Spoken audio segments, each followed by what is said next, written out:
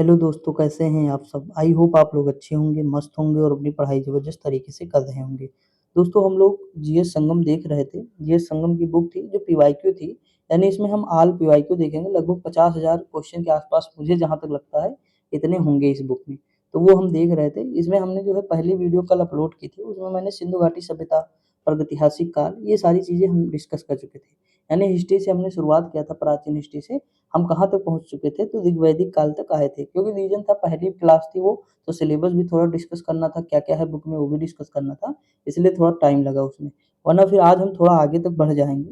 देखिए, हम शुरुआत करेंगे दोस्तों यहाँ से, कहाँ से? तो जो है उत्तर वैदिक काल, यानी वैदिक काल एवं उत्तर वैदिक काल। हम देखेंगे ऋग्वैदिक काल, और जो है देखिए ऋग्वैदिक काल को ही उत्तर वैदिक काल कहते हैं दोस्तों, सॉरी वैदिक काल कहते हैं। ऋग्वैदिक को काल को क्या ही कहते हैं? वैदिक काल कहते हैं। ऋग्वैदिक काल को ही क्या कहते हैं? वैदिक काल कहते हैं, ठीक? और या हम कहें वैदिक काल या उत्तर वैदिक काल, या फिर हम कह दें ऋग्वैदिक काल एवं उत्तर वैदिक काल, दोनों सेम है, ठीक? अगर हम बात करें दोस्तों, जैसे उपनयन संस्कार से तात्पर्य क्या है, तो बच्चे को पवित्र जनेऊ धारण करने को कहा जाता है। पहला क्वेश्चन ये है, 2016 में आया है, गणना पर्यवेक्षक। दोस्तों देखिए, अगर मैं जूम नहीं करूंगा तो शायद आपको दिखे कम, लेकिन फिर भी बताना, फिर आज के बाद मतलब इतना में शायद दिख जाए। आप 360 करके देखेंगे वीडियो तो दिख जाएगी, ठीक? डाउनलोड ना करिएगा, ऐसे देख लीजिएगा तब ज़्यादा साफ दिखेगा। अगर हम बात करें वैदिक काल में स्त्रियों की स्थिति होती है तो कैसी होती थी? उच्च होती थी। यानी वैदिक काल में स्त्रियों की स्थिति कैसी थी? उच्च थी। लेकिन जैसे-जैसे उत्तर वैदिक काल आया, फिर धीरे-धीरे क्या होती है? स्त्रियों की दयनीय दशा जो है शुरू हो जाती है।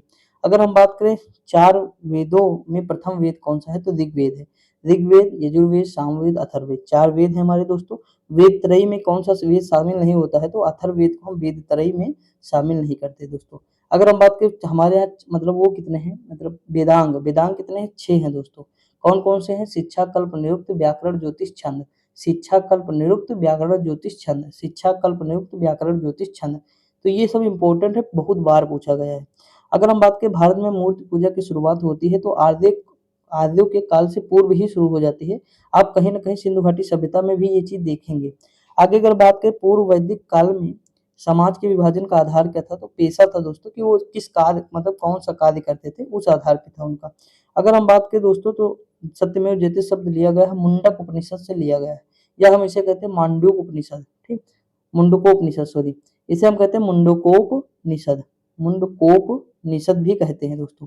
लेकिन एक होता है मांडूक उपनिषद, ये सबसे छोटा उपनिषद है मांडूक, ये दोस्तों अलग है, ठीक? मांडूक, और ये मुंडोक, ये अलग है दोस्तों, दोनों में अंतर है। सबसे पुराना हिंदू महाकाव्य कौन सा है? रामायण है दोस्तों। अगर बात करें भारत में मूर्ति पूजा प्रारंभ होने के लगभग संकेत है, तो आर्यों के काल से ही मूर्ति पूजा के प्रारंभ होने के संकेत। दोस्तों मैं थोड़ा जूम करूं वरना फिर बहुत दिक्कत हो जाएगी, छोटा छोटा रहेगा ना, दिखाई नहीं देगा इधर, फिर भी आपको थोड़ा थोड़ा दिखता रहेगा, ठीक? लिखा है कि आर्यों के दर्शन और सिद्धांतों की व्याख्या करता है तो उपनिषद करता है दोस्तों। वह सामाजिक प्रथा जो केवल ऋग्वैदिक काल की प्रतीक है, वो कौन सी है? दहेज प्रथा है दोस्तों। वैदिक काल में वह अनाज जिसके लिए व्रीहि शब्द का प्रयोग हुआ, तो चावल के लिए हुआ दोस्तों। मोस्ट इंपोर्टेंट क्वेश्चन है, कई बार एग्जाम में आया है। देखिए यहाँ सत्यमेव जयते दोबारा पूछ लिया गया, मुंडकोपनिषद। आप देख सकते हैं दोस्तों, गद्य लिखा है, वेदों के गद्य प्रकरण कहलाए तो ये ब्राह्मण कहलाए। क्या कहलाए? ब्राह्मण ग्रंथ, आप सुने हैं वही। देखिए ज्ञान के सिद्धांत पर बल कौन देता? उपनिषद देता। उपनिषद तर्क वितर्क करता है दोस्तों, यानी ये किस पर? ज्ञान विज्ञान पर बल देता है उपनिषद दोस्तों। अगला ऋग्वेद में देवता की सर्वाधिक महत्ता का वर्णन है, तो किसका है? तो इंद्र का सबसे ज्यादा है, 250 बार है दोस्तों। अग्नि का है तो मतलब 200 बार है। अगर हम बात करें प्राचीनतम वेद है हमारा, तो ऋग्वेद है। वह भारतीय पुरातन ग्रंथ जिसमें अपराध और अपराधियों का जिक्र है, तो अर्थशास्त्र है, मनुस्मृति है, न्याय मीमांसा है। अर्थशास्त्र किसकी है? तो ये कौटिल्य की है, ठीक? अगर हम बात करें अगला, शतपथ ब्राह्मण और तैत्तिरीय ब्राह्मण, देखिए मैंने आपको बताया था यजुर्वेद, यजुर्वेद की ट्रिक मैंने बताई थी, इसको याद करेंगे सत से। तो देखिए स से शतपथ और त से तैत्तिरीय, ठीक? तो इस तरह याद करना पड़ेगा आपको। राजस्व लेखपाल 2015 मॉर्निंग शिफ्ट में आया है। अगला, ऋग्वेद में निहित गायत्री मंत्र जो है समर्पित है, तो ये सविता को समर्पित है। अगला क्वेश्चन दिया है कि सर्वाधिक प्राचीन पुराण कौन सा है? मत्स्य पुराण है। कौन सा है? मत्स्य पुराण सबसे प्राचीन पुराण है। और देखिए विष्णु पुराण में किसके बारे में जानकारी मिलती है? तो मौर्यों के बारे में जानकारी मिलती है। 5 पुराण है दोस्तों, जिसमें जो हमें राजाओं की वंशावलियों की जानकारी मिलती है। उसमें उसमें कौन सा है? विष्णु पुराण आ जाएगा, ये मौर्यों की जानकारी देता है। वायु पुराण जो है किसकी जानकारी देता है? तो ये हमें जानकारी देता है दोस्तों, गुप्त गुप्त वंश की जानकारी देता है, और मत्स्य पुराण हमें सातवाहन की जानकारी देता है। तो ठीक उसके बाद फिर ब्राह्मण और जो है भागवत, ये दो आ जाते हैं। अगर हम बात करें उपनिषद नहीं है दोस्तों, तो योग वेद उपनिषद नहीं है। वैदिक देवता इंद्र के देवता हैं, तो ये वर्षा एवं चक्रवात के देवता हैं। बृहदारण्यक, मुंडक और तैतरेय श्रेणी में धार्मिक ग्रंथों के उदाहरण हैं, तो उपनिषद है। हिंदू धर्म में देव को पौधों के स्वामी व रोगों के उपचारक और धन के दाता माना गया है, तो सोम को माना गया है, सोमदेव को माना गया है। अगर हम बात करें हिंदू धर्म की प्रमुख दार्शनिक विचारधारा क्या है, वैशेषिक दर्शन है। को कर्मकांड जो है ग्रंथ के रूप में जाना जाता है, तो यजुर्वेद को जाना जाता है। आयुर्वेद की शाखाएं हैं, तो आयुर्वेद की शाखाएं कितनी है दोस्तों, 2 शाखाएं हैं। अगर हम बात करें वैदिक ग्रंथों के अनुसार संग्रहित्री का कार्य क्या है, तो कोषाध्यक्ष या खजांची का है। किसका है, कोषाध्यक्ष या खजांची का है। हिंदू धर्म में देवता को सृजनकर्ता माना जाता है, किसे, ब्रह्मा को माना जाता है। ऐतरेय उपनिषद के ऐतरेय अरण्यक की दूसरी पुस्तक के चौथे, पांचवें व छठे अध्याय से संबंधित है, और इसे सबसे पुराना उपनिषद माना जाता है, तो ऋग्वेद को माना जाता है। देखिए ऋग्वेद को हमने बताया था एक से याद करेंगे, यानी ऋग्वेद पहला है, यानी पहला यानी एक, तो एक से हो जाएगा ऐतरेय और का से हो जाएगा कौशकतेय, ठीक, तो याद करेंगे। अगला ऋग्वेद 4 वेदों में से प्राचीन पवित्रतम वेद है, जिसमें 10,600 ऋचाओं के सूक्तों के मतलब 1028 सूक्तों के 10 अध्याय हैं, जिसे मंडल कहा जाता है, शामिल है। अगर हम बात करें ऋचाओं की संख्या सर्वाधिक है, तो ऋग्वेद की है दोस्तों। चारों वेदों में सबसे पुराना और सबसे बड़ा वेद कौन सा है, ऋग्वेद है। प्रारंभिक हिंदू दर्शन में जीवन के चरण निर्धारित किए गए हैं, तो कितने चरण है दोस्तों, तो 4 चरण निर्धारित किए गए हैं। कितने, 4 चरण। आगे अगर हम बात करें चारों वेदों में से वेद को यज्ञ सूत्रों के वेद के रूप में जाना जाता है, जिसमें समान उद्देश्य के लिए इच्छित छंदों के साथ साथ विभिन्न संस्कारों के अपनाए जाने वाले गद्य सूत्र की शामिल है, तो यजुर्वेद है। कौन सा है, यजुर्वेद है। उपनिषद में उप शब्द का दर्शाता क्या है, तो उप जो है निकटता को दर्शाता है, किसे, निकटता को। देखिए ऋग्वेद के स्रोतों को जाना जाता है, तो सूक्त के रूप में जाना जाता है, किसके, सूक्त के रूप में। दोस्तों देखिए ये थोड़ा फैक्ट है, इसमें समझाने लायक ज्यादा कुछ है नहीं, लेकिन फिर भी मैं कोशिश कर रहा। देखिए ऋग्वेद उत्तर वैदिक काल में, जब अभी हम आएंगे आगे उत्तर वैदिक काल, तो जब वहां लोहे की खोज होगी उसके बाद मैं चीजों को और डिस्कस करूंगा, ठीक। यहाँ अभी क्या है, केवल क्वेश्चन के रूप में है, तो हम वो देख लेते हैं। लिखा है जैसे गीत की पुस्तक, तो सिर्फ गीत या मंत्र या गीतों का योग ये सामवेद में है, ठीक दोस्तों, क्या है, सामवेद में है। इसके पुरोहित को क्या कहते हैं, तो उद्गाता कहते हैं। किस, क्या कहते हैं, उद्गाता, ठीक। होता किसके पुरोहित को कहते हैं, होत्र, तो ये ऋग्वेद के। सबसे पुराना वेद है, कई बार पूछा है, ऋग्वेद है। ऋग्वेद में कितने मंडल है, 128 मंडल हैं, ठीक। अगर हम सॉरी मंत्र पूछा है, मंत्र या सूक्त, तो 128 सूक्त हैं। कितने मंडल है, तो 10 मंडल है, ठीक दोस्तों, कितने हैं, 10 मंडल है। देखिए 9वां मंडल जो है ये सोम देवता को समर्पित है, तीसरा सावित्री को समर्पित है, आप देख ही चुके हैं, और 2 से लेकर 7 तक नए हैं, मतलब ये जो है सॉरी पुराने हैं, बाकी जो है बाद में जोड़े गए हैं, ठीक। तो ये चीज है। अगला है वेदों का अंग जटिल शब्दों के अर्थ में व्याख्या करता है, तो निरुक्त करता है। किस, क्या करता है, निरुक्त कहता है। अगला है कि भारत का राष्ट्रीय आदर्श वाक्य सत्यमेव जयते, अर्थात सत्य की हमेशा विजय होती है, ये कहाँ से लिया गया दोस्तों, देखिए खुद वही है, मुंडकोपनिषद से लिया गया है। कितनी बार क्वेश्चन आया, ऊपर से आप देख रहे होंगे कई बार पूछा है, ये आरआरबी एनटीपीसी में पूछा गया क्वेश्चन है। अगला धनुर्वेद यजुर्वेद का उपवेद है, इसका संबंध है, तो सीधी सी बात है धनुर्वेद जिसे नाम लिखा है धनुष, यानी धनुर्वेद तो युद्ध कला से संबंधित हो जाएगा, संगीत से संबंधित सामवेद हो जाएगा। वेदों को इंडो आर्यन सभ्यता का सर्वप्रथम साहित्यिक अभिलेख माना जाता है। इसमें शामिल 4 वेदों का नाम है ऋग्वेद, सामवेद, यजुर्वेद और अथर्ववेद। चौथा है क्या, अथर्ववेद। मुंडक उपनिषद से संबंधित है, तो ये अथर्ववेद संबंधित है मुंडक उपनिषद से। भारत के वैदिक काल अवधि कब तक चली है, तो 1500 से 500 ईसा पूर्व तक चली है। अब आगे अगर हम बात करें जादुई अनुष्ठानों और वशीकरण के बारे में बताता है, क्या कहता है, अथर्ववेद बताता है। आयुर्वेद में यजुर्वेद में यजुर का अर्थ क्या है दोस्तों, तो बलिदान है। अगर हम बात करें वेद में बीमारियों को उपचार दिया गया है, तो अथर्व का, किसका, अथर्व का। उपनिषद में वसुधैव कुटुंबकम शब्द का उल्लेख किया गया है महाउपनिषद से। उपनिषदों में से उपनिषद मुख्य माने जाते हैं, तो 108, देखिए 108 में से 11 उपनिषद मुख्य हैं। यहाँ देखिए क्या लिखा है, 108 उपनिषद में से कितने उपनिषद मुख्य हैं, तो 11 उपनिषद जो हैं वो मुख्य माने जाते हैं। अगर हम आगे बात करें सबसे पुराना उपनिषद क्या है, छंदोग उपनिषद है दोस्तों। देखिए प्रारंभिक भारतीय दार्शनिक के अनुसार प्रत्येक वस्तु मूल तत्वों से बनी है, तो कितने, 5 मूल तत्वों से बनी है। ऋग्वैदिक युग के नर देवता पौधों के देवता थे, तो ये कौन थे? सोम थे। अगला है प्राचीन काल में आर्यों के जीविकोपार्जन का मुख्य साधन क्या है? तो कृषि एवं पशुपालन है। लिखा है पुराण के पांचों लक्षणों का उल्लेख मिलता है, तो मत्स्य पुराण में मिलता है। अष्टक भी कहा जाता है, तो ऋग्वेद को कहा जाता है दोस्तों।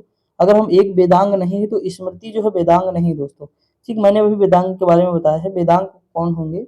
देखिए, वेदांग शिक्षा, कल्प, व्याकरण, ज्योतिष, छंद, ये वेदांग हो जाएंगे। समझ नहीं, वेदों के अंग हो जाएंगे।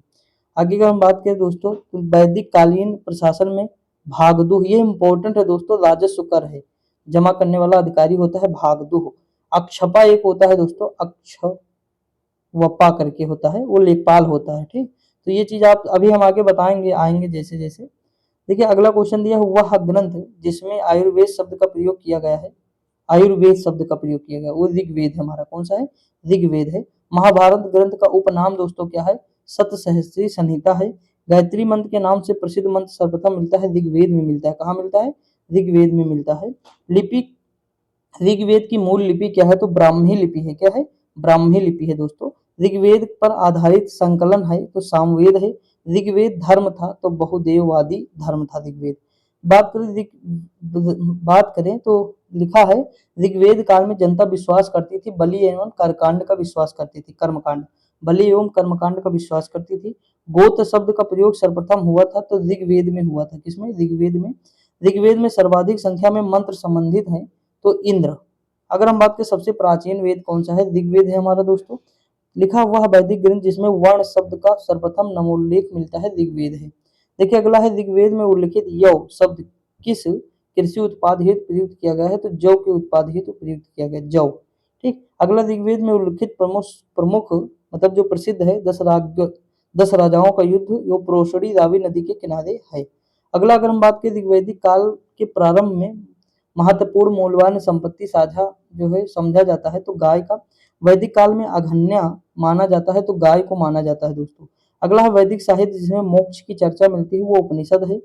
वैदिक देवताओं में पुरोहित माना जाता है, बृहस्पति को माना जाता है। उत्तर वैदिक काल में आर्य संस्कृत का धुर समझा जाता है, तो कुरु और पंचाल को समझा जाता है। अगर बात करें वैदिक कर्मकांड में होता का संबंध है, तो ऋग्वेद से है। अगला आरंभिक वैदिक साहित्य में सर्वाधिक वर्णित नदी कौन सी है? तो सिंधु नदी है। अगर हम बात करें ऋग्वेद में मातेत्मा, देवीत्मा, नदीत्मा का संबंध किससे? सरस्वती नदी से है। शुक्ल यजुर्वेद की संहिता है, तो बाज सनेई है। क्या है? बाज सनेई। शतपथ ब्राह्मण में उल्लिखित राजा विदेह माधव से संबंधित कृषि थे, तो ये कौन थे? ऋषि गौतम राहुगढ़ थे। अगला हम बात करें जिस ग्रंथ में पुरुष जो है मेद का उल्लेख हुआ है, वह कौन है? शतपथ ब्राह्मण है। कौन सा है? शतपथ ब्राह्मण। गोपथ ब्राह्मण संबंधित है, तो अथर्ववेद से संबंधित है दोस्तों। आयुर्वेद अर्थात जीवन का विज्ञान का उल्लेख सर्वप्रथम मिलता है, तो अथर्ववेद से मिलता है। किससे? अथर्ववेद से मिलता है। वह उपनिषद जिसमें पहली बार निराशावाद के तत्व दिखाई देते हैं, मैत्रायणी है। क्या है? मैत्रायणी है। आगे अगर हम बात करें, भारतीय प्रतीक का उत्कीर्ण सत्यमेव जयते लिया गया है, तो दोस्तों देखिए ये क्वेश्चन देखिए कितनी बार पूछा गया है, थोड़ा सोच के देखिएगा। देखिए ये अभी क्वेश्चन अगर बात करेंगे, जिन अवस्था ऋग्वेद में समानता है, तो अवस्था का संबंध किससे? ईरान से। कल वाली अगर क्लास देखे होंगे तो वहां पूछा गया, लोअर पीसीएस का क्वेश्चन है, देख लीजिए दोस्तों। ठीक, अगर हम बात करें भारत, देखिए निष्क क्या होता है? निशाका या निष्क आ जाए एग्जाम में, जैसे ये निशाका आ गया है, लेकिन ये निष्क भी है। ठीक, कहीं कहीं आपको निष्क मिलेगा, तो सोने का आभूषण होता है, वैदिक काल का है ये दोस्तों, स्वर्ण आभूषण। ठीक, याद रखेंगे। लिखा है कि 14वीं शताब्दी ईस्वी पूर्व का एक अभिलेख जिसमें वैदिक देवताओं का वर्णन है, वो कौन सा? बोगस कोई एशिया माइनर है दोस्तों। अगर मनुस्मृति मुख्यतः संबंधित है किससे? समाज व्यवस्था से संबंधित है। वह उपनिषद जिसमें आध्यात्मिक ज्ञान के विषय में नचकेता और यम का संवाद है, इसका नचकेता और यम का संवाद है, वो कौन है? कठोपनिषद है। क्या है? कठोप उपनिषद है दोस्तों। ऋग्वेद में उल्लेख अफगानिस्तान के साथ आर्यों के संबंध का सूचक है, तो कुहा है, कुल्मू नदी हो जाएगा। अगर हम बात करें सर्वाधिक ऋग्वैदिक सूक्त समर्पित है, तो इंद्र को समर्पित है। आर्य शब्द का शाब्दिक अर्थ क्या होता है? तो श्रेष्ठ होता है। क्या होता है? श्रेष्ठ होता है। बात करें आधुर का अर्थ क्या है? तो यज्ञ करने वाला पुरोहित हो जाएगा। आगे बात करें उपनिषद काल के राजा अशुपत शासक थे, किसके? कैकेयी के थे। सर्ग प्रतिसर्ग वंश, सर्ग प्रतिसर्ग वंश मनवंतर वंशानुचरित जो है संकेतक है, तो किसके? पुराणों के हैं। भारत का प्रथम विधि निर्माता माना जाता है, तो मनु को माना जाता है। किसे? मनु को। कौशेय शब्द का जो है प्रयोग किया गया है रेशम के लिए। किसके लिए? रेशम के लिए। अगला है कि क्लासिकीय संस्कृत में आर्य शब्द का अर्थ क्या है? एक उत्तम व्यक्ति है। ऋग्वेद है तो स्रोतों का संकलन है, किसका है? स्रोतों का। इतिहास शब्द का उल्लेख मिलता है तो अथर्ववेद में मिलता है। भरत जन के नाम पर इंडिया का नाम भारत रखा गया में इस जन का सर्वप्रथम उल्लेख मिलता है तो ऋग्वेद, किसका? ऋग्वेद में मिलता है। अगर हम बात करें लौह युग को यह नाम इसलिए दिया गया है क्योंकि इस समय के दौरान मध्य पूर्व और दक्षिण पूर्वी यूरोप में औजारों और हथियारों में मुख्य रूप से की जगह लोहे का इस्तेमाल किया जाता था, कांसे का। अगर हम बात करें बुरी आत्माओं बीमारियों से बचने के लिए जादू मंत्र और तंत्र मंत्र का संग्रह है तो अथर्ववेद में। कहाँ? अथर्ववेद में। देखिए आर्यों की मुख्य सामाजिक इकाई थी तो कौन सी थी? जन थी दोस्तों। क्या थी? जन। उत्तर वैदिक काल में वर्ण मुख्य रूप से खेती, पशुपालन और व्यापार जैसे काम कौन करता था? तो वैश्य करते थे। बिल्कुल सही बात है दोस्तों। ठीक, देखिए बिल्कुल मतलब बहुत हार्ड है नहीं, इसलिए इसमें व्याख्या मैं ज्यादा कर नहीं रहा हूँ। हम आगे करेंगे दोस्तों, इसकी टेंशन आप न लें। क्वेश्चन देखें केवल आप। देखिए विपाशा, तो देखिए प्यास, विपाशा को याद कर लीजिए, प्यास, ब्यास प्यास, ब्यास ब्यास। ठीक, तो इस तरह थोड़ा रिलेट कर सकते हैं, मैंने तो ऐसे याद कर लिया था। जैसे झेलम, वितस्ता, मतलब भाई छोटा सा देखिए मैं पहले पूरा क्वेश्चन पढ़ूं दोस्तों, इतना पूछने की कोई जरूरत नहीं थी, झेलम पूछने की जरूरत थी। देखिए यहाँ लिखा है वैदिक आर्य सप्त सिंधु नामक क्षेत्र में रहते थे, जिसका अर्थ 7 नदियों द्वारा अपवाहित क्षेत्र। 7 नदियों में से एक कौन थी? झेलम थी। ठीक, इसका प्राचीन नाम क्या था? बितिस्ता। देखिए जो छोटा सा बच्चा होता है दोस्तों वो बस्ता लेकर जाता है स्कूल में। क्या? बस्ता। बस्ता यानी बैग लेकर जाता है, वो इतना भारी हो जाता है, मैं तो डेली देखता हूँ, इतना भारी हो जाता है कि वो बेचारा झेल जाता है घर पहुंचते पहुंचे। झेल, झेल से झेलम, बस्ता से बितिस्ता। अगला है नदी का उल्लेख वैदिक साहित्य में बितिस्ता, देख लीजिए कितनी बार पूछा गया। संगीत के, ये भी क्वेश्चन कई बार आया, सामवेद हो जाए, सा से संगीत, सा से सामवेद। सबसे पुराना, अब दोस्तों क्या ही किया जाए यार, इतनी बार पूछा गया है, मतलब क्या ही कहें। पुरुष सूक्त का एक मंत्र संग्रह सूक्त है ऋग्वेद। इसीलिए हमेशा आप देखे होंगे किसी भी एग्जाम की तैयारी करने बैठे तो हमेशा टीचर हो कोई भी हो, मतलब अगर थोड़ा मतलब सिंसियर होंगे जो समझाते हैं आपको, वो हमेशा कहते हैं कि 10 साल के कम से कम प्रीवियस ईयर आप लगा के जाए। मतलब 10 साल के अगर आप प्रीवियस ईयर लगा देंगे ना तो आपको मोस्टली अंदाजा हो। जैसे आप मान लीजिए एसएससी की तैयारी कर रहे हैं तो एसएससी में जितने भी एसएससी एग्जाम लेती है, एसएससी एमटीएस भी कराती है, जीडी भी कराती है, एसएससी सीपीओ, एसएससी जो है सीजीएल, सीएसएल, यानी इन सबके जीएस आप लगा के जाएं, जीएस लगा के जाएं, फिजिक्स मतलब सॉरी जीएस और science sorry sorry GS, math, reasoning और जो है दोस्तों इंग्लिश, इन सबके मतलब प्रीवियस ईयर लगा के जाएं। अगर आप यूपी पीसीएस की तैयारी कर रहे हैं तो यूपी पीसीएस जितने भी एग्जाम कराता है, वो लोअर पीसीएस कराए, आरओ कराए, या फिर नर्सिंग के हुए, यूनानी के हुए, वैद्य चिकित्सा के हुए, यानी जितने भी सारे करके जाएं आप।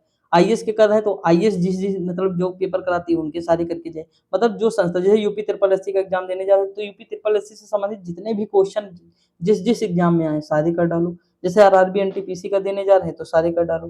देखिए वही चीज है, SSC MTS SSC GD repeat कर रहा है बार बार, चीजों को समझने की जरूरत है। ठीक, अगर हम बात करें दोस्तों पुरुष सूक्त का एक मंत्र संग्रह सूक्त है तो ये ऋग्वेद का है।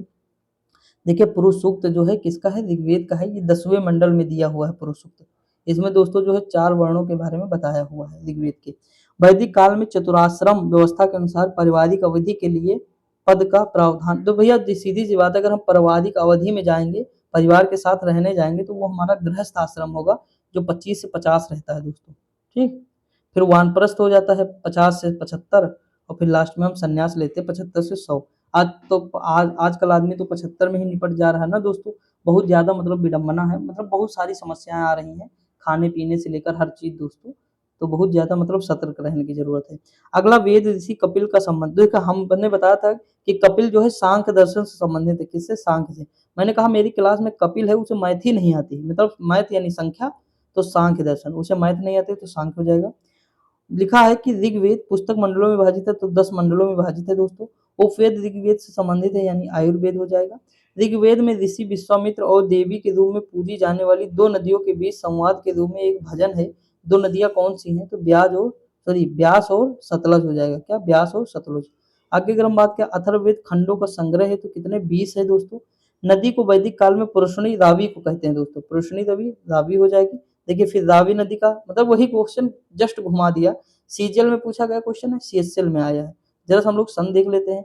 देखिए ये 2019 में आया क्वेश्चन है, ये 2020 में आया क्वेश्चन। मतलब आप सोच सकते हैं कि मतलब थोड़ा सा केवल लैंग्वेज चेंज किया, क्वेश्चन वही रख दिया टप से। तो ये चीज होता है। अगला है कि ये तो देख ही चुके हैं। अगला क्वेश्चन है वेदांगों के संदर्भ में अनुष्ठान को संदर्भित करता कल्प। मैंने वेदांग आपको बहुत अच्छे से बताए हैं, शिक्षा, कल्प, निरुक्त, व्याकरण, ज्योतिष, छंद। शिक्षा, कल्प, निरुक्त, व्याकरण, ज्योतिष, छंद, इसे आप लिख सकते हैं। देखिए ट्रिक व्रिक मैं नहीं दोस्तों इसकी कोई बनाया हूँ, मेरा सीधा सा फंडा, ये मैंने 2019 में रटा था, तब से मुझे वैसे ही रटे हैं। बहुत सारे शासकों के नाम रट लिया, मतलब जो मैंने उस समय रटा, देखो चीजें समझा तो नहीं, रट लिया उस समय, क्योंकि इंटर पास किया था तो नया नया था, जो चीज कोई पढ़ा दे बस रट लूँ। तो उस समय दिमाग भी तेज था, तो वो ये सारी चीजें थी तो रट लेता था, तो वही हमें आज काम दे रहा है। समझ आया कि नहीं? एग्जाम में बहुत बार पूछता, सही हो जाता, मैं गलोगल रहता है। तो ये चीज है, तो आप ऐसे भी पढ़ सकते हैं, बाकी आपको कोई ट्रिक बनानी हो तो बना सकते हैं। देखिए एक समय पर वैदिक सभ्यता में राजा को गोपति जो है कहा कहते हैं, जिसका अर्थ होता है मवेशियों को स्वामी। ठीक, गो मतलब गाय और पति मतलब गाय का पति, यानी गाय क्या है, मवेशी में ही तो आती है, मवेशी का स्वामी, इस तरह याद कर सकते हैं। भारत में वैदिक सभ्यता नदी के किनारे विकसित हुई, तो सरस्वती नदी के किनारे विकसित हुई। वैशेषिक दर्शन के कौन है, कणाद है दोस्तों, कौन है, कणाद है, याद कर लीजिएगा। आगे अगर हम बात करें ऋग्वैदिक, देखिए ऋग्वेद, अब देखिए ये हमने याद कराए हैं। आप मेरी जो फोटो वाली वीडियो है दोस्तों, मैंने शायद दूसरी या तीसरी वीडियो ली है, आप जाएंगे मतलब वीडियो वाले सेक्शन में, तो प्ले लिस्ट में नहीं है, वीडियो वाले सेक्शन में जाएंगे, वहां देखेंगे पड़ी होगी, ये मैंने ट्रिक से आपको याद कराया। जितने भी हमारे ब्राह्मण ग्रंथ है, देखिए कैसे याद करा था। ऋग्वेद एक, ऋग्वेद पहला है, एक लिख दीजिए। मैंने बताया था एक से ऐतरे, का से कौशकते, ठीक, एक हो गया। यजुर्वेद, यजुर्वेद को मैंने बताया सा लिख दो, सत, तो सा से सतपथ, ता से तैतरेय हो जाएगा। फिर सामवेद को पंचविद, षडविद, अद्भुत, जैमिनी, ऐसे याद कर लीजिएगा। और देखिए फिर ये वाला ना याद हो ऐसे कोई दिक्कत नहीं, अभी देखना। ये देखिए गोपथ, गोपथ, सॉरी गोतप, गोपथ अथर्ववेद, देखिए इसमें था आ रहा है, इसमें भी था आ रहा है। बाकी आप किसी भी वेद में बताइए था आ रहा हो, यहाँ बताइए, देखिए यहाँ आ रहा है, सब में आ तो रहा है, लेकिन इन सबकी ट्रिक ऑलरेडी मैंने बता दी ना आपको। तो ये वाला बच्चा लास्ट में गोपथ लगा दीजिए, अथर्ववेद का गोपथ एक याद कर लीजिए। बाकी पंचविश मोस्ट इंपॉर्टेंट है, जैमिनी सामवेद के, ठीक। अब हम आगे बढ़ते हैं, मगध की ओर मूव करते हैं, देखते हैं दोस्तों कि जो है छठी शताब्दी ईसा पूर्व, राजनीतिक दशा, महाजनपद का उदय, मगध साम्राज्य। दोस्तों ये सब ऐसा क्यों हो रहा है, मतलब यहाँ आए तो हम चरण बदल गया हमारा। देखिए सिंधु घाटी सभ्यता एक विकास था, एक क्रम था हमारा विकास का, वहां बहुत चरम पे थी, फिर धीरे धीरे पतन हुआ। उसके बाद मगध में विकास होना शुरू हो गया, मगध जनपद का उदय हुआ। ये दोस्तों जनपद से महाजनपद क्यों बना, देखते हैं। देखिए वैदिक काल में दोस्तों हुआ क्या था, वैदिक काल में लोहे की खोज नहीं हुई थी, समझा कि नहीं? यानी ये कबीलाई जीवन जीते थे, कैसे थे, कबीलाई। आदि कैसे थे, तो कबीलाई जीवन जीते थे दोस्तों, छोटे छोटे इनके कबीले होते थे, ये तो एक कबीला दूसरे कबीले से लड़ता था, उनकी गायों को चुरा लेता था, उनसे युद्ध करता था, क्योंकि उस समय गाय का महत्व बहुत ज्यादा था, तभी तो गविष्टि जो है गोधुली नाम रखा गया है, आप देखे होंगे दोस्तों। तो ये चीज, क्योंकि उस समय गाय का महत्व अधिक था, वो दूध हमें देती थी, ठीक। तो ये सारी चीजें थी, छोटे छोटे कबीले होते थे। अब ये कबीला दूसरे कबीले से नफरत करता था, लड़ाई भी करता था, ठीक। तो ये सारी चीजें उस समय देखने को मिलती थी। अब जैसे जो आर्य थे वो मतलब कहते हैं एशिया माइनर से आए हुए थे, तो वो आर्य थे। और जो भारत में सिंधु घाटी सभ्यता के लोग जो रह चुके थे, देखिए सिंधु घाटी सभ्यता का विनाश कहने का मतलब ये नहीं होता है कि वो पूरी तरह से समाप्त हो गई। विनाश कहने का मतलब होता है कि पहले वो शहरी सभ्यता थी, क्या थी, शहरी, लेकिन अब वो कैसी हो गई, ग्रामीण सभ्यता हो गई, समझा कि नहीं? तो ग्रामीण सभ्यता में तब्दील हो गई, लेकिन लोग अभी भी तो रहे होंगे, तो उन्हें क्या कहा गया, अनार्य कहा गया, क्या कहा गया, अनार्य। तो आर्य अनार्य के बीच युद्ध आप बहुत बार सुने होंगे, होता है, ठीक। आर्य जो है सर्वश्रेष्ठ, आर्य का अर्थ ही क्या होता है, श्रेष्ठ होता है, ठीक। तो वो अपने आप को मतलब उनका जो अपने खून को वो शुद्ध मानते थे दोस्तों। तो ये सारी चीजें आप देखे होंगे। उस समय क्या था, कबीलाई जीवन जीते थे दोस्तों। आप बताइए अगर कबीलाई जीवन जी रहे हैं, युद्ध कर रहे हैं, छोटी छोटी चीजों, मतलब मान लीजिए खाना बदोश जीवन जी रहे हैं, तो क्या उनके पास जो है खेती का कोई होगा दोस्तों, भंडार होगा, नहीं होगा। वो क्या नौकर रखेंगे, नहीं रखेंगे, सेना रखेंगे, सेना दोस्तों स्थायी नहीं होगी उनकी। सेना कैसी होगी, जैसे सब लोग मिलके युद्ध करने जाएंगे यहाँ पे, चाहे वो पुरोहित हो, मतलब सब लोग लगभग जाएंगे, पुरोहित जो है इनको ज्ञान देगा, बाकी सब लोग मतलब राजा भी जमीन पर बैठेगा, जब निर्णय होगा तो जमीन पर सब लोग बैठ के निर्णय लेंगे, क्योंकि क्योंकि उस समय जो है अमीर गरीब का कोई कॉन्सेप्ट ही नहीं था इनके पास, समझे कि नहीं? लेकिन उत्तर वैदिक काल में लोहे की खोज हो जाती है। जैसे लोहे की खोज होगी तो कृषि का महत्व बढ़ने लगता है दोस्तों, धीरे धीरे क्या होगा, कृषि का महत्व बढ़ने लगा। अब जब कृषि का महत्व बढ़ने लगा, देखिए लोहे की खोज हो गई, तो पहले लकड़ी से जो खुदाई करते थे उतनी अच्छी नहीं होती थी, लेकिन लोहे से जब खुदाई करना शुरू की खेत की, तो बहुत अच्छा बीज बोना शुरू हुआ, मतलब अच्छी फसल उगना शुरू हो गई, तो जमीन का महत्व बढ़ने लगा, तो अब जमीन के लिए युद्ध होना शुरू हो जाएगा। तो धीरे धीरे राजा अपने आप को सुप्रीम दिखाएगा, वो पुरोहित जो है अपने आप को सबसे ऊंचा दिखाएगा, फिर राजा होगा उसके नीचे। फिर देखिए जब जमीन आ जाएगी तो उसे खेती करने वाले लोग चाहिए, उनकी रक्षा करने वाले, मतलब हर इंसान की जरूरत पड़ेगी ना, तो फिर कॉन्सेप्ट निकल के आता है ब्राह्मण क्षत्रिय वैश्य शूद्र, समझे कि नहीं, ये सारी चीजें निकल के आती। दास प्रथा भी आगे आपको दिखने को मिलेगी धीरे धीरे। भाई आपके पास घर में खाने को होगा तभी तो आप नौकर रखेंगे, खाने को खुद नहीं है तो नौकर को क्यों रखेंगे दोस्तों, आप खुद ही बताइए। जितने अमीर आदमी होंगे वही नौकर रखेंगे, हम जैसे गरीब थोड़ा रखेंगे नौकर, समझ रहे हो कि नहीं। तो ये चीज है भाई। टैक्स, जैसे उस समय टैक्स कोई नहीं देता था, क्यों, क्योंकि उस समय जो खेती का कोई कॉन्सेप्ट ही नहीं था, तो टैक्स कब देगा, टैक्स आदमी तब देगा जब ज्यादा उत्पादन करेगा ना। जैसे हमारी इनकम 10 लाख प्लस होगी तभी तो हम टैक्स देंगे, जब इनकम ही हमारी 2,000 है तो कैसे टैक्स दे देंगे, ये चीज समझिएगा आप। लेकिन जो है सरकार वर्तमान में ले लेती 2,000 पे भी, आपकी इनकम कितनी हो इससे मायने नहीं रखता। आप कुछ भी खरीदने जाए, पेन खरीदने जाए, कॉपी खरीदने जाए, सब पे इनडायरेक्ट टैक्स लगा हुआ है, जीएसटी। जीएसटी हर एक सामान पे लगा है, कोई ऐसा सामान नहीं जहां नहीं लगा दोस्तों। तो सब टैक्स देते, छोटे बच्चा से लेकर ऊपर तक के सब टैक्स दे रहे हैं। कोई 10 लाख कमाए वो भी टैक्स देगा। तो ये बहुत मतलब विडंबना है कि जो गरीब है वो भी टैक्स हमारे यहाँ दे रहे हैं, और जो अमीर है वो तो देते हैं, और इक्वल देते हैं। जैसे 5 रुपए का पेन हम लिए, अगर उसमें मतलब समझ लीजिए 25 पैसे टैक्स है दोस्तों, तो 25 पैसे मैं भी दूंगा, कोई बड़ा आदमी खरीदेगा अंबानी अडानी, वो भी उतना ही टैक्स देगा, समझ कि नहीं। तो ये चीज है, बात को समझिएगा। तो वही सब कॉन्सेप्ट होता है। देखिए राज्य क्या है, राज्य की संकल्पना हम तब कर सकते हैं जब कर प्रणाली होगी उस राज्य में। अगर आप बताइए भाई, भारत देश किससे चल रहा है, कर से चल रहा है। अगर अडानी अंबानी कर न दे, टैक्स न दे दोस्तों, ये भारत के जितने भी अमीर व्यक्ति हैं, बड़ी बड़ी कोचिंग संस्थान है, वो कर न दे दोस्तों, तो क्या देश सर्वाइव करेगा, नहीं करेगा। रोड नहीं बनेंगी, मतलब जो है बंदरगाह नहीं बनेंगे, बहुत सारी चीजें नहीं बनेंगी। तो ये चीज है ना। तो विकास सबसे ज्यादा होता है तो टैक्स के थ्रू ही सबसे ज्यादा विकास होता है। तो जब मतलब टैक्स आना शुरू हो जाएगा, फिर राजा का उदय होगा, धीरे धीरे चीजें देखेंगे आप, महाजनपद की ओर हम मूव कर जाएंगे। ठीक, और बहुत सारी चीजें हैं, डिटेल में आप पढ़ेंगे कभी हिस्ट्री में, तो वहां देखेंगे सीक्वेंस से दोस्तों।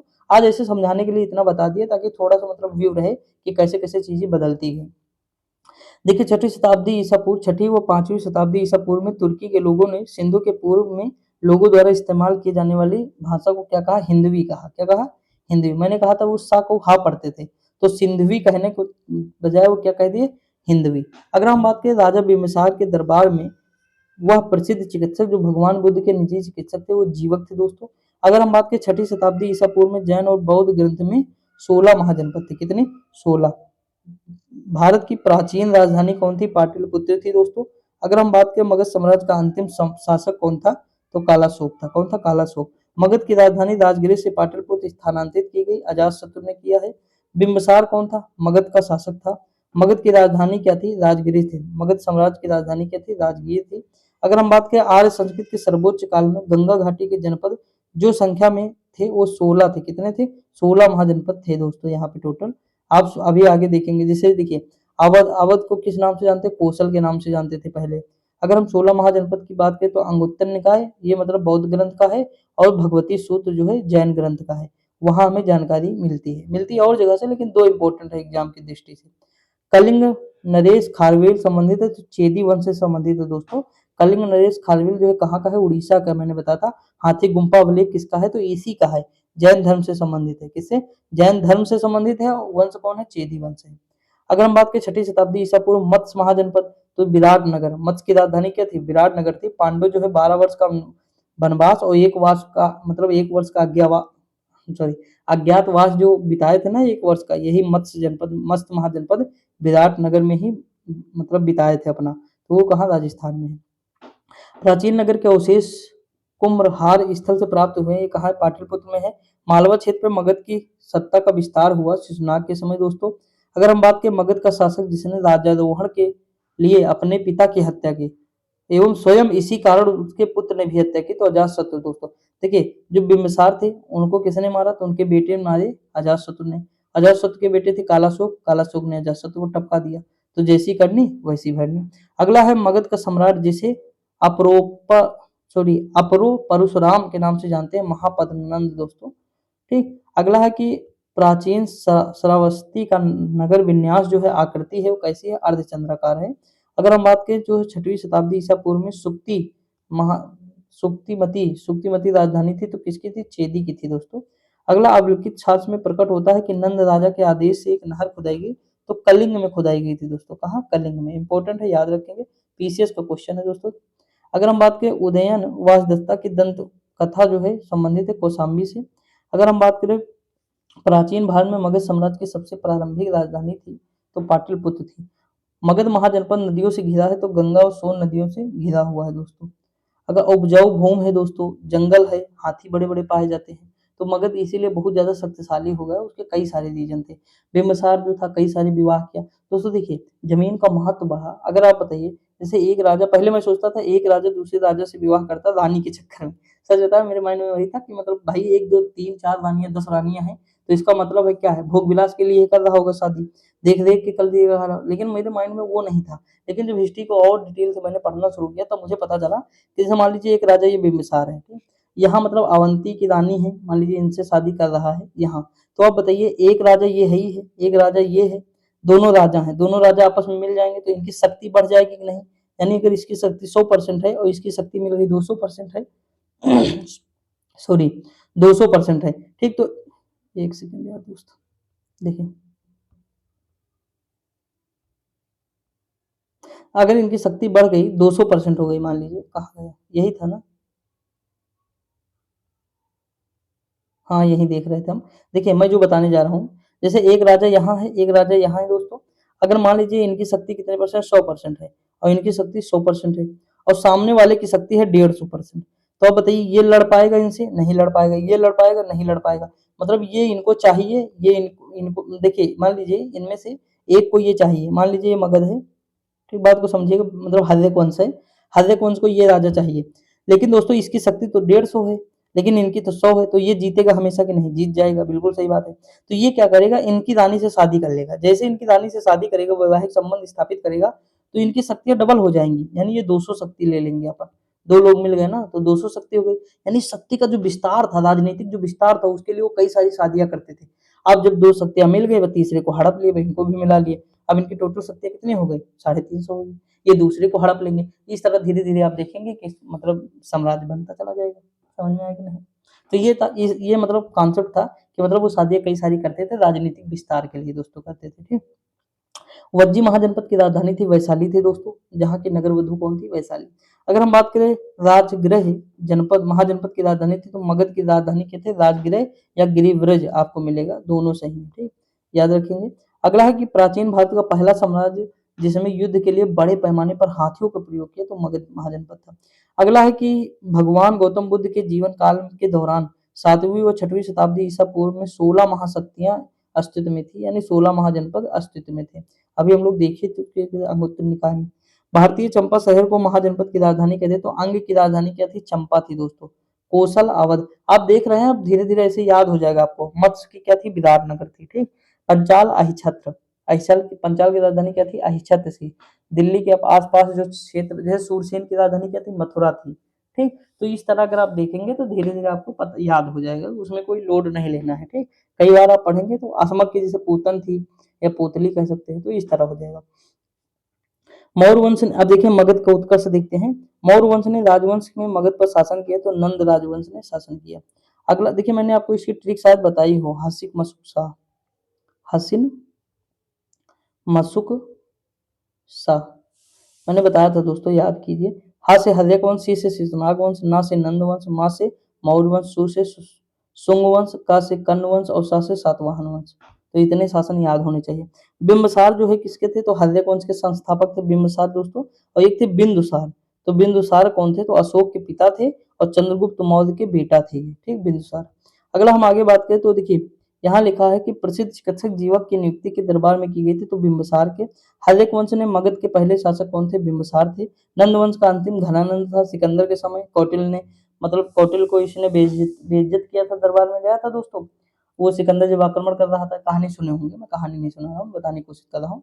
तो ये अंतिम यही था, घनानंद ही था दोस्तों। उसके बाद जो है आप देखेंगे कि चंद्रगुप्त मौर्य इनको मार के गद्दी प्राप्त करते हैं। फिर हर्यक वंश का जो है शासक अजातशत्रु का पुत्र कौन था? तो बिंबिसार था। देखिए अजातशत्रु जो पुत्र था किसका था? तो बिंबिसार का पुत्र था अजातशत्रु। अगर हम बात करें राजा अजातशत्रु के वंश के शासक कौन थे? तो हर्यक वंश के शासक थे दोस्तों। अगला है कि 4वीं शताब्दी ईसा पूर्व में मगध की राजधानी क्या थी? तो पाटलिपुत्र स्थानांतरित कर दी गई थी दोस्तों। देखिए मगध की राजधानी बदलती गई समय के अनुसार। पहले गिरिबिलिस थी, फिर पाटलिपुत्र, फिर वैशाली, फिर पाटलिपुत्र, तो इस तरह होती गई। बिंबिसार ने राजवंश के राजा के उपचार के लिए राजा मतलब राजवैद्य जो जीवक था भेजा था, अवंती भेजा था दोस्तों। तो ये अवंती को जीतना चाहता था, ऐसे जीत नहीं पा रहा था, इनको भेजा, ये खुश हो गए, फिर इनको जो है मिल गए इनसे। अगला है मगध सम्राट ने अंग को अपने साम्राज्य का हिस्सा बनाया तो बिंबिसार ने बना लिया। देखिए धार्मिक आंदोलन की अगर हम बात करें दोस्तों, देखिए जैन धर्म, बौद्ध धर्म मोस्ट इंपोर्टेंट हमारा, जैसा कि आपको पता ही होगा। पिट पहले ही पिट में क्वेश्चन आ गया कि जैन धर्म का सबसे महत्वपूर्ण मौलिक सिद्धांत क्या? अहिंसा। क्या है? अहिंसा है दोस्तों। देखिए जैन धर्म बौद्ध धर्म का उदय क्यों हुआ दोस्तों? देखिए छठी शताब्दी ईसा पूर्व में, मतलब जैसे मान लीजिए जो है छठी शताब्दी ईसा पूर्व महाजनपद का उदय हुआ। उस समय क्या था, खेती चरम पे थी दोस्तों, खेती बहुत ज्यादा थी। अब देखिए खेती में सबसे ज्यादा किसका यूज होगा? तो पशुओं का यूज होगा, यानी बैल का यूज होगा दोस्तों, बहुत बड़ी मात्रा में। तो उस समय बलि बहुत ज़्यादा दी जाने लगी थी। जो पुरोहित वर्ग था वो बलि, मतलब हिंदू धर्म में बहुत सारी कुरीतियाँ पनप चुकी थी। बहुत ज़्यादा कुरीतियाँ थी दोस्तों। कहते थे कि मतलब कर नहीं देना चाहिए, मतलब उधार नहीं देना चाहिए, मतलब बहुत सारे ऐसे छोटे-छोटे मोटे थे, अब दोस्तों जानते होंगे। तो देखिए ये सब था, तो कुरीतियाँ बहुत ज़्यादा पनपी, तो हिंदू बौद्ध धर्म का उदय हुआ। लेकिन जब हिंदू बौद्ध धर्म में कुरीतियाँ फिर से पनपने शुरू हो गई एक टाइम बाद, ये भी मूर्ति पूजा का पहले विरोध कर रहे थे, फिर इनकी मूर्तियाँ बनना शुरू हो गई। जब ये हिंदू बौद्ध धर्म मतलब एक इक्वल होने लगे, मतलब एक ही तरह लोग हो गए, तो लोग कन्वर्ट होना बंद कर दिए हिंदू से बौद्ध में। नहीं तो बड़ी संख्या में पहले बौद्ध में कन्वर्ट हो जाते थे लोग, समझ में कि नहीं? तो ये चीज़ थी, जैसे-जैसे मतलब आगे बढ़ेंगे और देखते रहेंगे। देखिए अगर हम बात करें, देखिए दोस्तों मैं पूरा पढ़ाने नहीं आया हूँ, नहीं तो मतलब अगर पढ़ाएँ तो पूरे सीक्वेंस में पढ़ाएँ तो कोई दिक्कत ना हो। अब जैसे मुझे बीच-बीच में उठाना पड़ता है तो मैं क्या बता दूँ बीच में, तो ये चीज़ दिक्कत हो जाती है ना। अब देखिए जैन धर्म का सबसे महत्वपूर्ण मौलिक सिद्धांत अहिंसा है। श्वेतांबर और दिगंबर तो जैन धर्म के अनुयायी थे। देखिए श्वेतांबर यानी सफेद, स से श्वेतांबर, स से सफेद। अब सफेद तो वस्त्र तो होगा ही, तो श्वेतांबर क्या पहनते थे? सफेद वस्त्र पहनते थे। दिगंबर जो है दिशा को ही अपना सूचक मानते थे, यानी ये दिशा ही इनका जो है अंबर है, यानी ये जो दिशाओं को ही अपना वस्त्र मानते थे दोस्तों। अब हम अगर बात करें दोस्तों तो दिगंबर कौन थे? तो ये भद्रबाहु के नेतृत्व में थे, और श्वेतांबर जो है किसके थे? तो स्थूलभद्र के नेतृत्व में थे, समझे कि नहीं? जो पाटलिपुत्र में रह गए थे, 12 वर्ष का पाटलिपुत्र में अकाल पड़ा, चंद्रगुप्त मौर्य जो है चले गए थे श्रवणबेलगोला कर्नाटक, वहीं पर उन्होंने संलेखना पद्धति के द्वारा अपना प्राण त्याग दिया। तो वहीं पे उनके जो है भद्रबाहु के नेतृत्व में है, ये हो जाएगा दिगंबर और श्वेतंबर। ठीक दोस्तों, आगे बढ़ जाए। जैन धर्म के 23वें तीर्थंकर कौन थे? पार्श्वनाथ थे। गच्छा नामक संगठन संबंधित जैन धर्म से। 24वें तीर्थंकर या अंतिम तीर्थंकर महावीर थे दोस्तों। पहले तीर्थंकर कौन थे? ऋषभदेव थे। 19वीं शताब्दी में निर्मित अजमेर का सोनीजी की नसिया मंदिर समर्पित है भगवान ऋषभदेव को दोस्तों। अगला है जैन धर्म से संबंधित जल मंदिर का निर्माण करवाया था राजा नंदी वर्धन ने। जैन धर्म में तीर्थंकर को कहते हैं धर्म का रक्षक एवं आध्यात्मिक शिक्षक, जो मोक्ष या मुक्ति का मार्ग बताता है।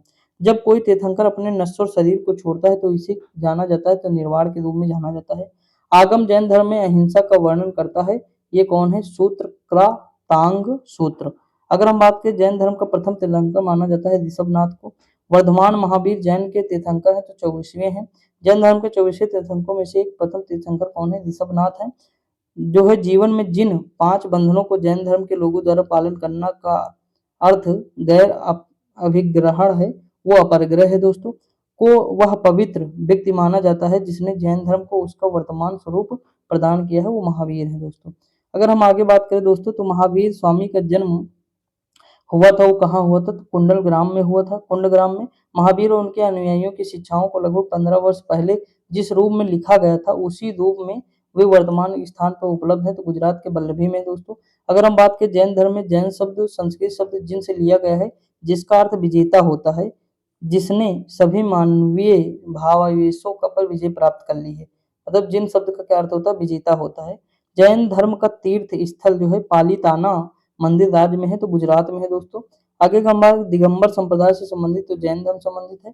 6वीं शताब्दी ईसा पूर्व के प्रारंभ में भगवान महावीर का जन्म हुआ था वैशाली में। अगर हम बात करें भगवान महावीर का मूल नाम क्या है? तो वर्धमान है दोस्तों। जैन मठ संस्थानों को कहा जाता है तो बसादिस कहा जाता है। अगला है महावीर तीर्थंकरों में अंतिम तीर्थंकर कौन माने जाते हैं? तो 24वें तीर्थंकर माने जाते हैं। पार्श्वनाथ जो एक क्षत्रिय और बनारस के राजा अश्वसेन का पुत्र था, वह जैन तीर्थंकर था, तो 23वां था दोस्तों। अगला है कि शब्द श्वेतांबर से जुड़ा हुआ है, तो जैन धर्म के संस्थापक हैं ऋषभदेव हैं। जैन कल्पसूत्र की रचना की गई है, तो भद्रबाहु ने की है। मनुष्य जीवन का सर्वोत्तम ध्येय है कैवल्य, जिसका अर्थ होता है इच्छाओं पर विजय प्राप्त करना। अगला है कि भारत में पाल काल में एक महत्वपूर्ण अध्ययन केंद्र है, तो विक्रमशिला है। भारत में पाल काल में एक महत्वपूर्ण अध्ययन केंद्र कौन सा है? विक्रमशिला है। विक्रमशिला विश्वविद्यालय के अति महत्वपूर्ण आचार्य थे, तो विरोचन अतीश, दीपांकर और रत्नाकर शांति। अगला तक्षशिला विश्वविद्यालय का उत्खनन कार्य कराया तो जॉन मार्शल ने कराया। देखिए महावीर का जो प्रथम अनुयायी थे इनके दामाद थे वो जमाली थे, दामाद याद रखेंगे दोस्तों। अगला है कि त्रिरत्न सिद्धांत, डॉक्ट्रिन ऑफ थ्री जेवल्स, सम्यक धारणा, सम्यक चरित्र, सम्यक ज्ञान दोस्तों, ये जैन धर्म का है। आजीवक संप्रदाय के हैं मखली पुत्र गोसाल हैं दोस्तों। आगे अगर हम बात करें प्रारंभिक जैन साहित्य में लिखा गया है, धर्म मागधी भाषा में लिखा गया है। यापनीय एक संप्रदाय है जैन धर्म का दोस्तों। सॉरी, यापनीय जो संप्रदाय है किसका, जैन धर्म का है। तीर्थंकर संबंध संबंधित है जैन से। जैन सभा जिसमें अंतिम रूप से श्वेतांबर आगम का संपादन है तो पाटलिपुत्र का। प्रभास गिरी तीर्थी स्थल है तो जैनों का है, किसका है, जैनों का है। धर्म जो विश्व विनाशकारी प्रलय की अवधारणा में विश्वास नहीं करता है वो कौन है, जैन धर्म है। अगला है जैनियों की पवित्र पुस्तकें कहलाती है तो अगम सिद्धांत कहलाती है। दर्शन जिसने पुनर्जन्म के विश्वास को अस्वीकार कर दिया है वो चारवाक है। अगला है जैनों के अंतिम तीर्थंकर कौन थे, वर्धमान महावीर थे दोस्तों। लिखा है भगवान महावीर को मोक्ष निम्न में से किस स्थान पर प्राप्त हुआ, पावापुरी। ज्ञात्रिक या झात्रिक क्षत्रिय वंश के प्रमुख के पुत्र थे, ये वर्धमान महावीर थे दोस्तों। धर्म में 24वें तीर्थंकर हुए तो जैन हुए। अगला है व्यवहारिक जीवन में 10 सार्वभौमिक गुणों का पालन करके आत्मशुद्धि और उत्थान के लिए प्रतिवर्ष आर्युषण पर्व मनाता है तो जैन समुदाय मनाता है। आगे अगर हम बात करें भगवान महावीर का जन्म वर्तमान समय के राज्य में हुआ तो बिहार में हुआ। जैन धर्म के पहले तीर्थंकर कौन थे, ऋषभदेव थे। संथारा समुदाय का एक धार्मिक संस्कार है जैन। प्रथम और चौथे जैन तीर्थंकर के जन्म स्थान के रूप में मान्यता प्राप्त पवित्र जो शहर है वो कौन सा है, अयोध्या। जैन दर्शन शास्त्र के अनुसार जिन शब्द का अर्थ होता है विजेता, क्या होता है, विजेता होता है। महावीर की शिक्षाएं जो कि लगभग 1500 वर्ष पूर्व लिखी गई हैं वर्तमान में उपस्थित है तो बल्लभी वो गुजरात में दोस्तों उपस्थित है। देखिए यहाँ है जो है संबंधित तीर्थंकर है, स्थल है, इंपॉर्टेंट है दोस्तों। जैसे श्रावस्ती जो है ये किससे संबंधित है, ये शंभुनाथ से संबंधित है। काकंदी सुविधा नाथ से है। अयोध्या ऋषभनाथ से है। पभूसा जो है पद्म प्रभु से है। अगर हम बात करें बौद्ध धर्म के बारे में तो बौद्ध धर्म देखते हैं दोस्तों, टाइम देखें, ठीक है, बौद्ध धर्म हम आराम से देख लेंगे दोस्तों। देखिए अगर हम बात करें गौतम बुद्ध को ज्ञान नदी के तट पर जो प्राप्त हुआ वो निरंजना नदी थी। त्रिपिटक संबंधित है, बौद्ध धर्म से संबंधित है। बौद्ध धर्म का अनुयायी जो थे वो कौन था, अशोक था दोस्तों, बौद्ध धर्म का अनुयायी। बौद्ध धर्म का प्रचार विदेशों में कराया तो किसने कराया, तो अशोक ने कराया दोस्तों। जातक कथा आप सुने होंगे, गौतम बुद्ध के जो है जन्म से संबंधित है दोस्तों, मतलब इनके जीवन से जुड़ी हुई है। लिखा तीसरी बौद्ध परिषद आयोजित की गई तो पाटलिपुत्र में। देखिए हमने हमेशा आपको बताया है कि कभी भी जो परिषद है इस तरह याद करना है। जैसे मान लीजिए 483 ईसा पूर्व, 383 ईसा पूर्व, ठीक, ईसा पूर्व लगा लीजिएगा, बीसी बीसी यहाँ भी लगा लीजिए। फिर 250 या 53 लिखा होगा कहीं पे और फिर 100 एडी लिखा होगा, ठीक। तो आपको ये तरीका इस तरह याद करना है। फिर पहले में कौन होंगे, जैसे शासक कौन होंगे, पहली जो है कराएंगे कौन, तो अजातशत्रु ने कराया। दूसरी कालाशोक ने कराया। तीसरी अशोक ने कराया। चौथी कनिष्क ने कराया, ठीक। पहली कहाँ हुई दोस्तों, पहली गृह राजगृह में होती है। दूसरी वैशाली में होती है। तीसरी पाटलिपुत्र में होती है और चौथी कहाँ होती है, तो कुंडलवन कश्मीर में होती है, ठीक। तो ये हमारा क्रम होना चाहिए पूरा, इस तरह हमें याद करना है। बस कहीं भी मिले नोट कर लीजिए, 1 नंबर आराम से मिल जाएगा। पढ़ने का तरीका यही, कुछ चीजें हमेशा के लिए नोट कर लीजिएगा। अब देखिए तीसरी बौद्ध संगति पाटलिपुत्र वही हो जाएगा अशोक के समय। अगला बात करें बुद्ध वंश के शासकों द्वारा शासित स्थान था, कपिल वस्तु था। लेकिन गौतम बुद्ध ने सारनाथ में अपना पहला उपदेश दिया तो उसे क्या कहा गया, धर्मचक्र परिवर्तन कहा गया। जो उन्होंने त्याग दिया, प्राण अपने त्याग दिए तो महापरिनिर्वाण कहा गया। क्या कहा गया, महापरिनिर्वाण। अगला है कि वह स्थान जहां प्रथम बौद्ध संगति हुई वो राजगीर थी, अभी मैंने जस्ट बताया दोस्तों। भगवान बुद्ध की 200 फीट ऊंची कांस्य प्रतिमा स्थापित करने का निर्णय कहाँ लिया गया, कुशीनगर में। अगर हम आगे बात करें बुद्ध का महापरिनिर्वाण कहाँ हुआ, तो कुशीनगर में हुआ, मल्ल के यहाँ एक हुआ।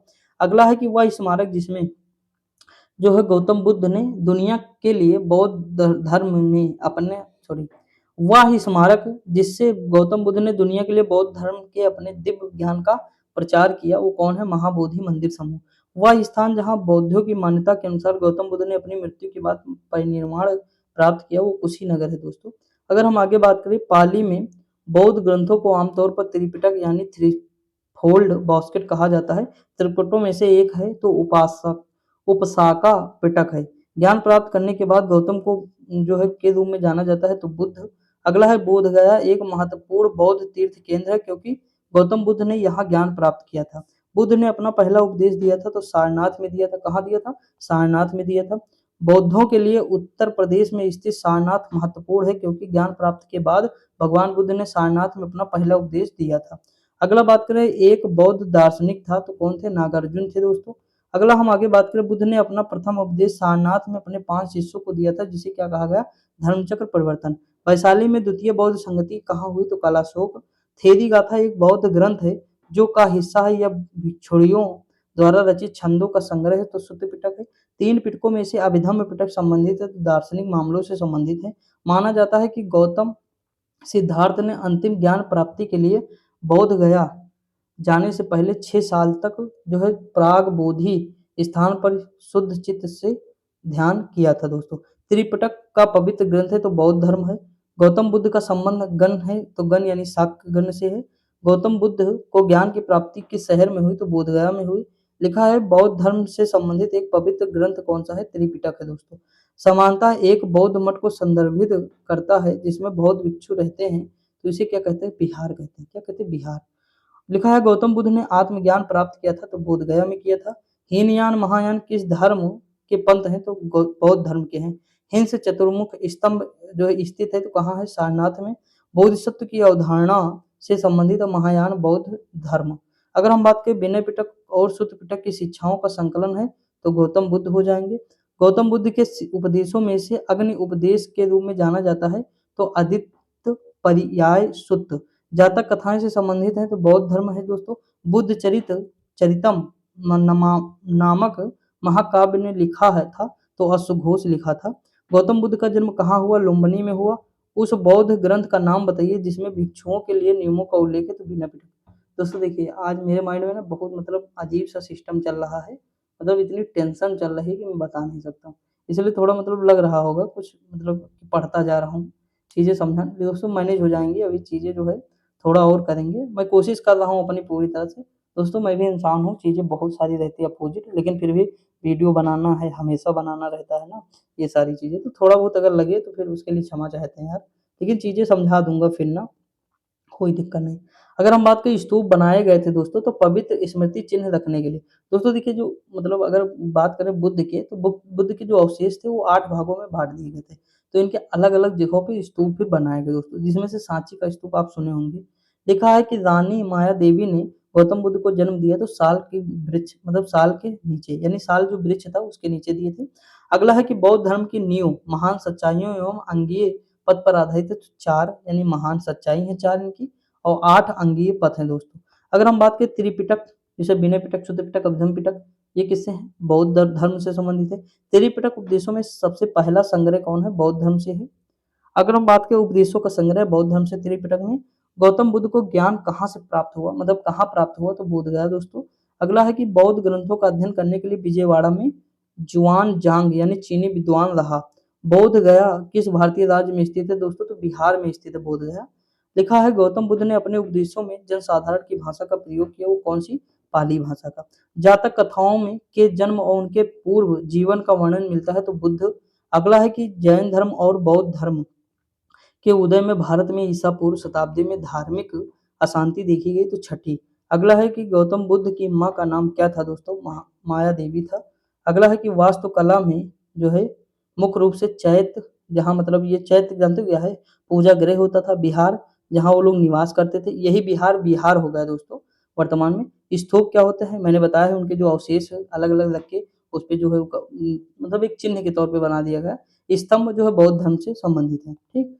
अशोक स्तंभ बहुत सारे देखे होंगे, जैसे सांची का स्तूप है, ये सांची का स्तूप नहीं यार, सारनाथ का अशोक स्तंभ है। तो ये सब दोस्तों स्तंभ है, किससे संबंधित है? तो बौद्ध धर्म से। देखिए लिखा बौद्ध तीर्थ स्थान जो है दांत का मंदिर, देखिए श्रीलंका में है। कहाँ? दांत का मंदिर। बोरूबदूर बौद्ध मंदिर कहाँ है? इंडोनेशिया में, इंपॉर्टेंट है। अजंता की गुफा की चित्रकारी भारत में स्वर्ण युग की प्राप्ति है बौद्ध धर्म से। अजंता गुफाओं की चित्रकारी दर्शाती है तो जातक कथा है दोस्तों। अगला है बौद्ध मतलब जातक कथाएं याद रखिएगा बुद्ध के जन्म से संबंधित हैं, यानी उनके जो जीवन है ना उनका उसी से संबंधित है। अगला है बुद्ध का जन्म हुआ तो लुम्बिनी में। बुद्ध की मृत्यु कहाँ हुई? तो उत्तर प्रदेश के कुशीनगर में हुई। अगला है बुद्ध के जीवन की घटना जिसको महाभिनिष्क्रमण कहा जाता है तो गृह त्याग है। बुद्ध के उपदेश संबंधित है तो आचरण की शुद्धता व पवित्रता पर। भारतीय कला में बुद्ध के जीवन की घटना का चित्रण मृग सहित चक्र द्वारा है तो प्रथम उपदेश दोस्तों। अगला है बुद्ध ने सर्वाधिक उपदेश दिए थे तो श्रावस्ती में दिए थे। लिखा है बौद्ध संघ में भिक्षुओं के रूप में स्त्रियों के प्रवेश की अनुमति बुद्ध द्वारा दी गई, तो वैशाली में। अगला, बुद्ध ने जीवन काल में ही संघ प्रमुख होना चाहते थे, तो देवदत्त। बुद्ध द्वारा रूपांतरित में अंतिम व्यक्ति था तो सुभद्र था। त्रिपिटक है बुद्ध के उपदेशों का संग्रह है। बौद्ध धर्म में त्रिरत्न इंगित करता है, तो बुद्ध धम्म संघ करता है। प्रथम बौद्ध समिति का आयोजन हुआ है अजातशत्रु के शासनकाल में। संसार अस्थिर और क्षणिक है, यह कथन किसका है, तो बौद्ध का है। अगला हम बात करें बौद्ध ग्रंथ जिसमें संघ जीवन के नियम प्राप्त हैं, तो विनय पिटक हो जाएगा। विदेशी राजा जिसने समुद्रगुप्त से अनुरोध किया था कि उसे भारत में बौद्ध विहार बनाने की अनुमति दी जाए, वो कौन था, मेघवर्मन था। अगला है बोध गया में महात्मा बुद्ध ने दो बंजारों को उपदेश देकर अपना उपासक बना लिया था। वे दो बंजारे कौन थे, मल्लिक और तपस्वी थे। अगला है कि सप्तपर्णी गुफा स्थित है दोस्तों कहाँ, राजगीर बिहार में है। विशुद्धि मग नामक पुस्तक किस संप्रदाय से संबंधित, हीनयान।